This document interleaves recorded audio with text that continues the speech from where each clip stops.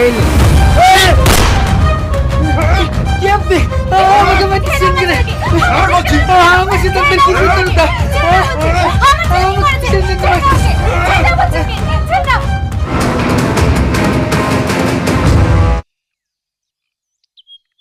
আমি দুদিন ধরে কিছু খাইনি, খুব খিদে লেগেছে। আমাকে একটা পাউরুটি দে না, পাউরুটি দে না। উঠ এখান থেকে, নোংরা হাত আমার গায়ে হাত দিলি।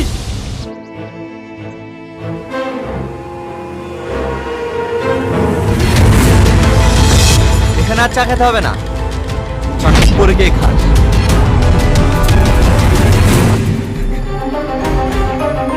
তুই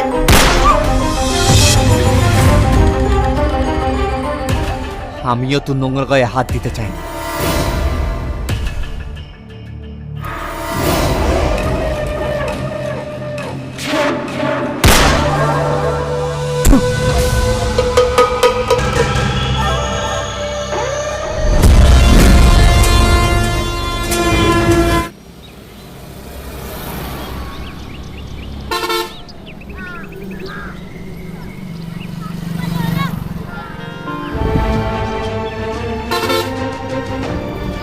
তুমি কি চোখে দেখতে পাও না? না। ঠিক আছে চলো, আমি তোমাকে রাস্তাটা পার করে দিচ্ছি।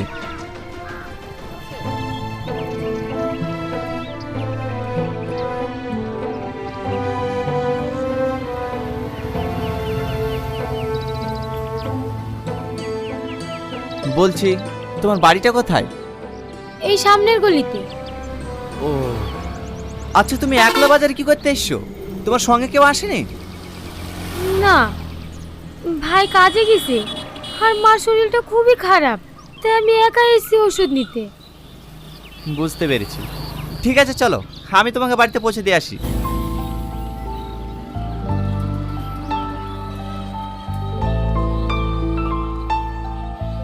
স্টপ! ওই দেখ আমার শের চলে এসছে। এই নে মিষ্টি মুখ কর। দাদা, ফেরা গেল আপনাকে এত খুশি দেখিনি। আরে আমার এত খুশির কারণটাই তো হচ্ছে তুই। কাজের কথায় আসুন, নেক্সট টার্গেট কে?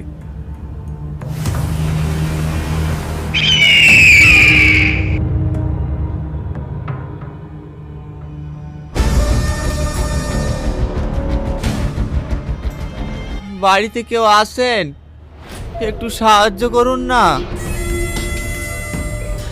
কিছু বল বাবা। হ্যাঁ মা, আমার স্ত্রীর ব্রেন টিউমার, ও অপারেশন করতে অনেক টাকা লাগবে, কিছু টাকা দিয়ে সাহায্য করুন না। আমার ভাইকে কেউ মারো না, আমাদেরকে দেখার মতো আমার ভাই ছাড়া কেউ নাই। আমি তোমাদেরকে সাহায্য করছি, দয়া করে তোমরা আমার ভাইকে ছেড়ে দাও।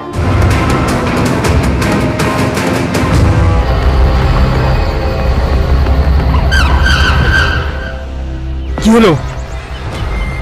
চুপ করে থাকলি যে, বল। ওরা অসহায়, ওর একটি অন্ধ বোন আছে, ওর ভাই ছাড়া ওদেরকে দেখার কেউ নেই, তাই ওকে মারতে গিয়ে আমার বিবেকে বাধা দিয়েছে। তোর মনে বিবেক জাগতে পারে, আমার কোনো বিবেক নেই। ওকে আমি মারবো বলেছি, মারবই। ওই অসহায় ছেলেটা কি এমন অন্যায় করেছে তা আপনি ওকে মারবেন? কি অন্যায় করেছে? ওই শালা ভিখারির বাচ্চা এক কোটিপতির মেয়েকে প্রেমের জালে ফাঁসিয়েছে। আমি বেঁচে থাকতে ওদের গায়ে একটা আঁচড়ও লাগতে দেব না।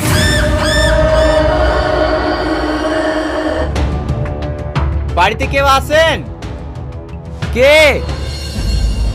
কি ব্যাপার, তুমি আমাদের বাড়িতে? হ্যাঁ আমি, তোমার মায়ের সঙ্গে কিছু কথা আছে। কি ব্যাপার তুমি? আমার ছেলের কোনো ক্ষতি করো না, ও কোনো অন্যায় করেনি। জানি আপনার ছেলে কোনো অন্যায় করেনি, তাই আপনার ছেলেকে বাঁচানোর জন্য আমি এসেছি। আপনাদেরকে এক্ষুনি এবারে ছাড়তে হবে,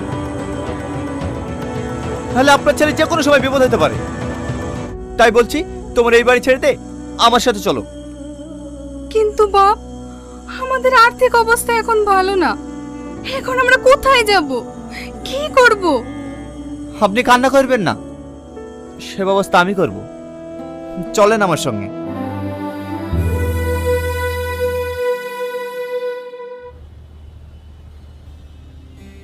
বাপ তুমি এসছো?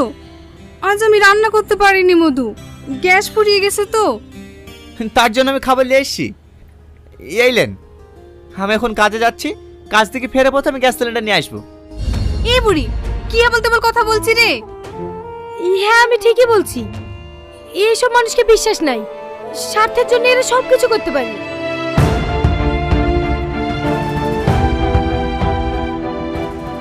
এই বুড়ি তুই ছেলেটাকে সবসময় অপমান করিস কেন বলতো? ছেলেটা সব কিছু ত্যাগ করে শুধুমাত্র আমাদের জন্য দিনরাত খেটে যাচ্ছে। ছেলেটা কত কষ্ট পায় তুই জানিস? ও যদি সত্যি খারাপ হতো না তাহলে আমাদের দেখতো না।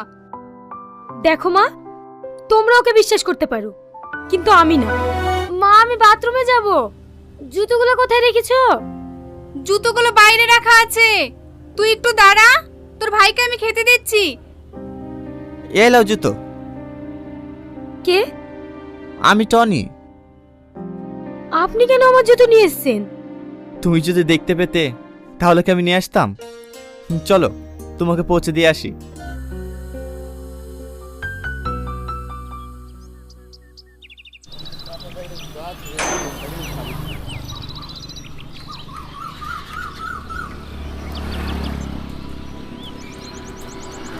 কি ব্যাপার, তুমি এখানে এসছো কেন? আমি আপনার জন্য খাবার নিয়ে এসেছি। তুমি আবার কষ্ট করে আমার জন্য খাবার নিয়ে আসতে গেলে কেন? আমি তো হোটেলেই খাই। বাইরের খাবার ভালো না, প্রতিদিন বাইরের খাবার খেলে পেটে অসুখ হবে। না না, আপনাকে খেতে হবে না, আপনার কষ্ট হবে, আমি আপনাকে খাইয়ে দিচ্ছি।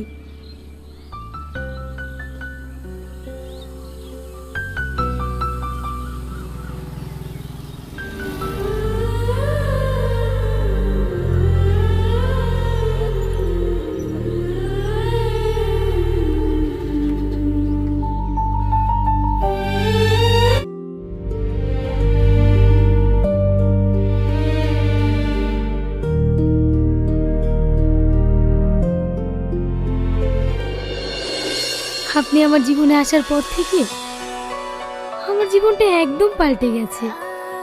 কই, আমি আবার তোমার জন্য কি করতে পেরেছি? অনেক কিছু করেছেন জানেন। আমার আগে খুব ইচ্ছে করত এই পৃথিবীর সৌন্দর্য দেখতে, কিন্তু আপনাকে পাওয়ার পর থেকে আমি চোখে না দেখেও সব সৌন্দর্য অনুভব করতে পারছি।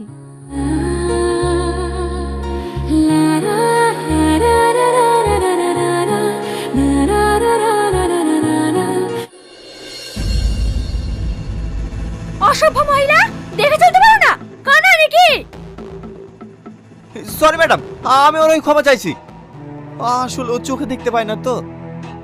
তার মানে সত্যি কানা? এসব কানা কানা নিয়ে রেস্টুরেন্টে আসেন কেন? যত টাকাই লাগুক আমি তোমার দৃষ্টি ফিরিয়ে আনবো। আপনি আমাকে কোথায় নিয়ে এসেছেন? তোমার চোখ দেখানোর জন্য তোমাকে একটা বড় হসপিটালে নিয়ে এসেছি। ফালতু ফালতু আপনি কেন টাকা খরচ করতে যাচ্ছেন? আমি কোনোদিনই ভালো হব না।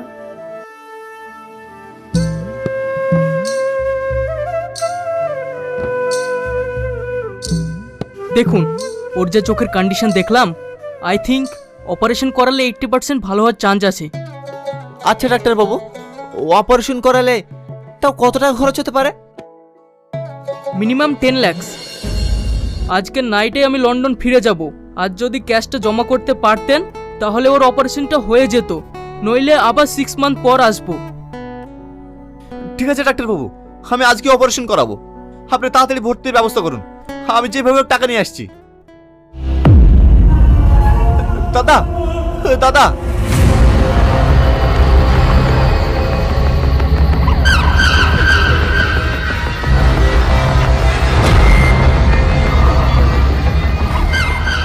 আরে টনি, এতদিন পর তোর এই দাদার কথা মনে পড়লো?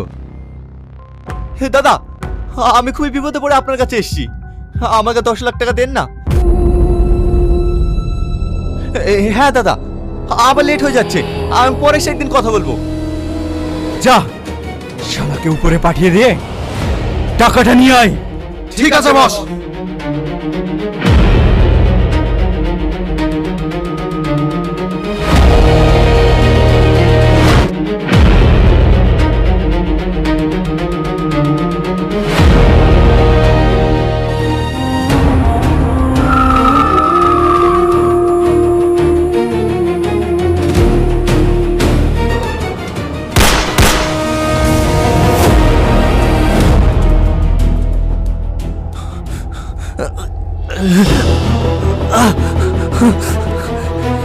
সোহেল!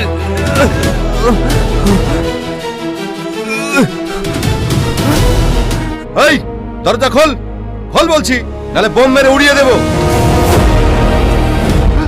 ভাই, এতে 10 লাখ টাকা আছে। আজকে চাল বড় অপারেশন, তাড়াতাড়ি হসপিটালে যাও।